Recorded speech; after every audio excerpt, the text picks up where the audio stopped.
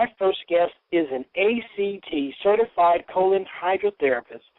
She's based out of Philadelphia, PA, at the Infinity Health and Wellness Colonic Center. Good friend of mine from way back. Please welcome aboard Miss Cheryl Tyler in the house. Hey, Cheryl, welcome aboard. Hi there. How are you? Pretty good, Cheryl. It's been a long time since we've had a chance to chat from back in our Atlanta days, back in the day. Yes.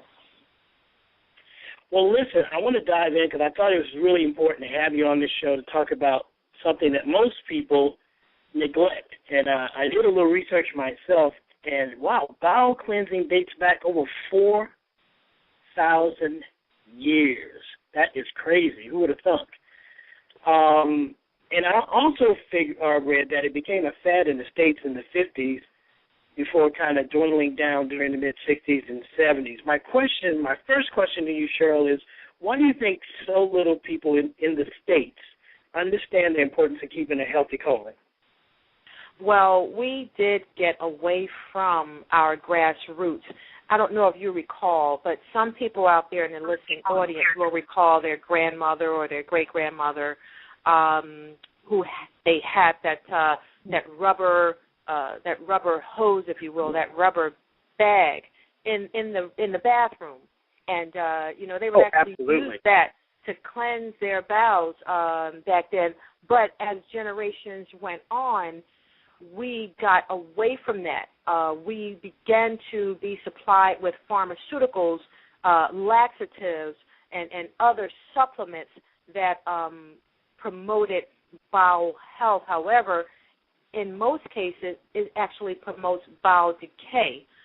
We also got away from natural ways of cleansing the colon and the bowels with things like prunes and prune juice and apples and other fruits and vegetables.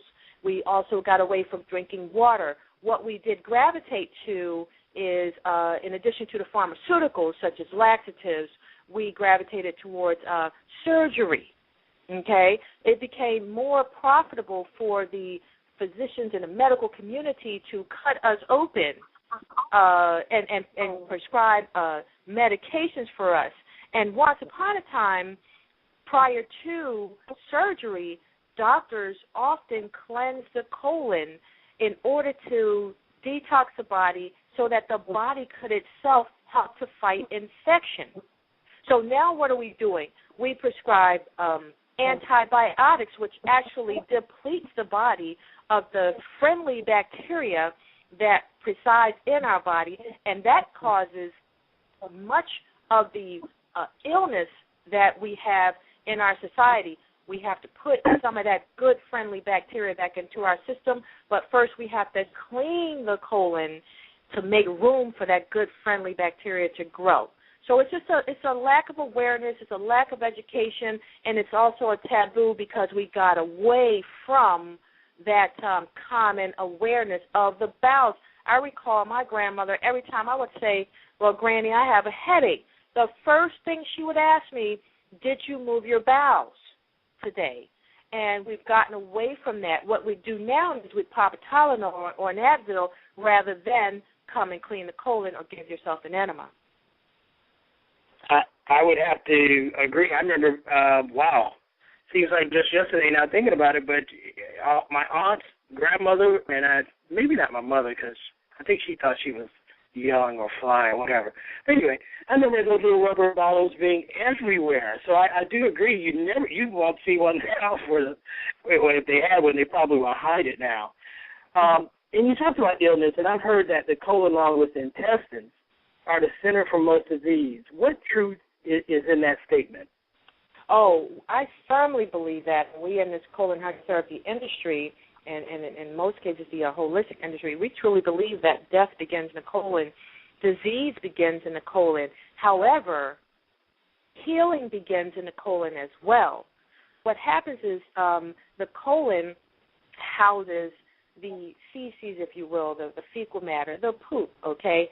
And it's about 6 feet. The colon itself is anywhere from 5 to 6 feet long.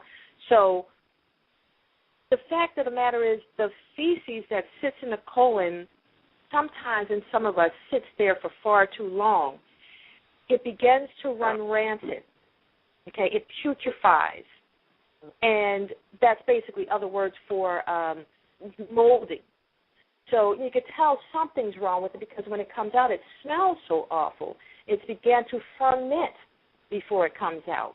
Now, if the feces is sitting in our colon, again, about 5 to 6 feet long, if it's sitting in our colon, which is porous, okay, why would we not think that some of that bad bacteria, some of that toxic waste is seeping into our bloodstream? Okay. Now let's think about where the colon sits. It lies right near the uterus. You know, how many of us have ovarian cysts and uterine fibroids? It lies right near the prostate. You know, how many of us as men age have problems with their prostate? So it's also right where the liver is. The liver has to release its toxic waste into the colon. So if the colon is all backed up, okay, and filled with mucus and dead skin cells and bad bacteria and parasites, what can the liver do? The liver has to work overtime. The liver's already working quite a bit. So what happens is, as that bad bacteria seeps into our bloodstream, either through that ileocecal valve or through these microscopic holes that develop in the colon, it begins to permeate our other vital organs, our other eliminative organs. So it compromises the rest of our health. So over time, we begin to develop and or persist with these diseases. And so what we want to do every once in a while is cleanse the colon to help avoid or reduce the possibilities of some of these diseases.